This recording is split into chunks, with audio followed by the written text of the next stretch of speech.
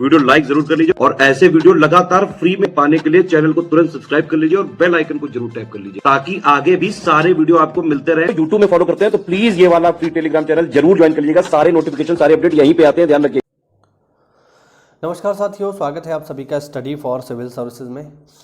जैसा कि हमने लास्ट क्लास में देखा, टॉपिक हमारा था जलियांवाला बाग हत्याकांड और उसको हमने लास्ट क्लास में पूरा का पूरा समझ लिया था। आज हम उसको आगे देखेंगे और उसके प्रभावों को जानने का प्रयास करेंगे।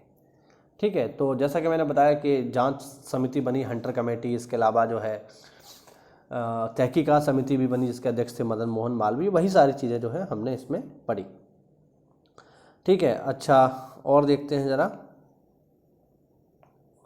ठीक है, अब हम देखेंगे इसके प्रभाव क्या रहे। जैसे जलियांवाला बाग के प्रभाव क्या रहे भारतीय जनमानस के ऊपर, या जो भारतीय प्रमुख व्यक्तित्व थे उनके ऊपर क्या प्रभाव रहे। देखिए, पहले व्यक्ति हैं रविन्द्रनाथ टैगोर। 13 अप्रैल 1919 को जलियांवाला बाग हत्याकांड की हृदय विदारक घटना के बाद रविन्द्रनाथ टैगोर ने ब्रिटिश सरकार द्वारा प्रदान की गई नाइटहुड की उपाधि को लौटा दिया। बहुत इंपॉर्टेंट क्वेश्चन है, कई बार आ चुका है कि बताइए रविन्द्रनाथ टैगोर ने कौन सी उपाधि वापस कर दी, या नाइटहुड की उपाधि किसने वापस कर दी, किस आंदोलन के विरोध में वापस कर दी, मतलब किस घटना के विरोध में वापस कर दी। तो ये सारी चीज़ें पेपर में पूछी जाती हैं। दूसरे व्यक्ति हैं सर शंकर नायर। ये कौन थे? सर शंकर नायर वायसराय की जो कार्य परिषद थी इसमें मेंबर थे और इन्होंने अपने पद से इस्तीफा दे दिया। ठीक है, इन्होंने कहा कि जब सरकार हमारे लोगों को ऐसे मार रही है तो मैं उस सरकार के साथ मिलकर काम नहीं कर सकता।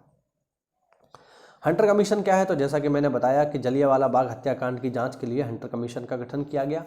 इस कमीशन में C.S. सीतलवाड़, पंडित जगत नारायण और सुल्तान अहमद खान भारतीय सदस्य के रूप में शामिल थे।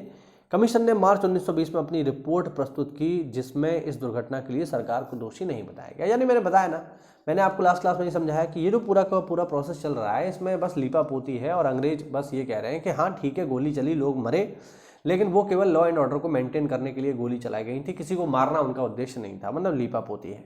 जनरल डायर की बात करेंगे तो जलियांवाला हत्याकांड के कारण जनरल डायर को उस अपराध के लिए नौकरी से हटना पड़ा, लेकिन बस नाम के लिए, जैसा कि मैंने आपको बताया। किंतु ब्रिटेन के अखबारों ने उसे ब्रिटिश साम्राज्य का रक्षक और ब्रिटिश साम्राज्य का शेर कह के पुकारा और सरकार ने उसे सोर्ड ऑफ ऑनर, ये मैंने लास्ट क्लास में आपको बताया था ना, सोर्ड ऑफ ऑनर यानी सम्मान की तलवार दी उसको। अब एक तरफ तो सरकार नौकरी से हटा रही है और दूसरी तरफ क्या दे रही है? सम्मान की तलवार। तो बस ये लोगों को पागल बनाने के लिए था कि ठीक है, लोगों की भावनाएं, बहुत लोग जो है चिल्ला रहे हैं कि ऐसा हो गया वैसा हो गया, तो बस दिखाने भर के लिए ये सब सारा कार्यक्रम चल रहा है। आगे देखो ऊधम सिंह। लेकिन साथियों, ये जब सारी चीज़ें चल रही हैं, जलियांवाला बाग में गोली चलाई जा रही हैं, लोगों को मारा जा रहा है, तो उसी जलियांवाला बाग में एक छोटा सा बच्चा भी था जो लाशों के बीच दब गया और उसको गोली नहीं लगी, वो उसमें बच गया।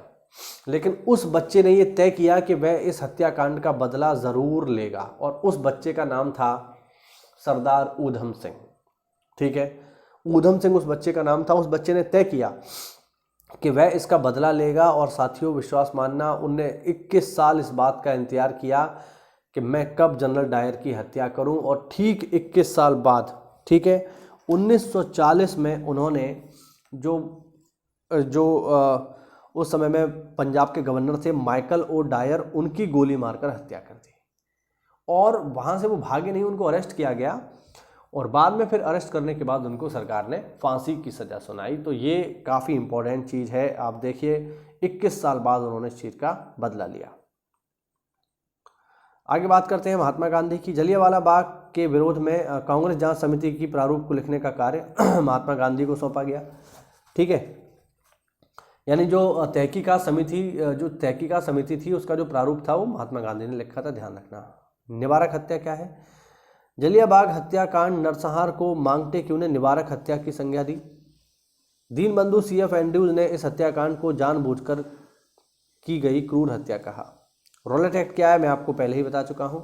ठीक है, और इसी रॉलेट एक्ट के विरोध में ही तो जो है सभा हो रही थी और तब जाकर के गोलियां चली। एक चीज़ मैं आपको और बता दूं कि रॉलेट एक्ट का वास्तविक नाम रॉलेट एक्ट नहीं है, इसका मूल नाम है the anarchical and crime revolutionary crime control act, ये इसका पूरा नाम है। यानी anarchical and crime revolutionary control act, ये इसका पूरा नाम है।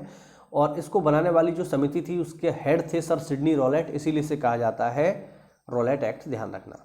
ठीक है, और लास्ट पॉइंट देख लो इसमें, अखिल भारतीय राजनीति में गांधी का पहला साहसिक कदम रॉलेट एक्ट के विरुद्ध वर्ष 1919 में प्रारंभ सत्याग्रह था। गांधी जी ने रॉलेट सत्याग्रह के लिए 3 राजनीतिक मंचों का उपयोग किया, होम रूल लीग, खिलाफत तथा सत्याग्रह। एक चीज मैं आपको और बता दूं कि इस समय तक यानी वर्ष 1919 तक और जलियांवाला बाग हत्याकांड के पहले तक महात्मा गांधी कांग्रेस मतलब महात्मा गांधी कहीं ना कहीं अंग्रेजों के समर्थन में रहते थे। समर्थन से मतलब उन्हें सहयोग करते थे। क्यों? क्योंकि गांधी जी की एक नीति थी। गांधी जी का कहना यह था कि जिन लोगों से हम अधिकारों की मांग करते हैं, अगर वे लोग संकट में हैं, युद्ध में हैं, तो हमें उनकी सहायता करनी चाहिए। यही रीज़न था कि गांधी जी जब भारत वापस लौटे उस समय चल रहा था फर्स्ट वर्ल्ड वॉर, और फर्स्ट वर्ल्ड वॉर में गांधी जी ने अंग्रेजों का सहयोग किया और ऐसे सहयोग किया कि उन्होंने बहुत सारे युवाओं को सेना में भर्ती करवाया। इसीलिए गांधी जी का एक दूसरा नाम पड़ा सेना में भर्ती कराने वाला सार्जेंट। ठीक है। इसके अलावा जब गांधी जी दक्षिण अफ्रीका में थे तो उन्होंने बोर युद्ध में भी भाग लिया। ठीक है। और बोर युद्ध में जो कि हुआ था 1899 में, उसमें भी उन्होंने भाग लिया और उस युद्ध में उन्होंने अंग्रेजों का साथ दिया। तो अब तक गांधी जी अंग्रेजों का साथ दे रहे हैं, लेकिन जब जलियांवाला बाग हत्याकांड हो गया तो गांधी जी के इस विचार में परिवर्तन आया और गांधी ने तय किया कि अंग्रेज इतने धूर्त हैं कि हम उनका कितना भी साथ दे लें, लेकिन वो हमें इंसान नहीं समझते, हमें कीड़ा मकोड़ा समझते हैं। इसीलिए यहीं से इसी घटना के बाद से गांधी ने तय किया कि अब वह अंग्रेजों का सहयोग नहीं करेंगे, और अंग्रेजों का सहयोग नहीं करेंगे तो क्या करेंगे? असहयोग। और यहीं से शुरू होता है साथियों असहयोग आंदोलन। आपको समझ में आया कि असहयोग आंदोलन गांधी जी क्यों शुरू करेंगे? इसी रीजन की वजह से शुरू करेंगे। तो ये हुआ साथियों आज का हमारा टॉपिक कंप्लीट। अगली क्लास में हम चर्चा करेंगे असहयोग और खिलाफत आंदोलन की। तो उम्मीद करता हूं ये टॉपिक आपको क्लियर होगा। कोई डाउट हो तो कमेंट के माध्यम से पूछिए। मिलते हैं अगली क्लास में, तब तक के लिए जय हिंद, जय भारत, वंदे मातरम।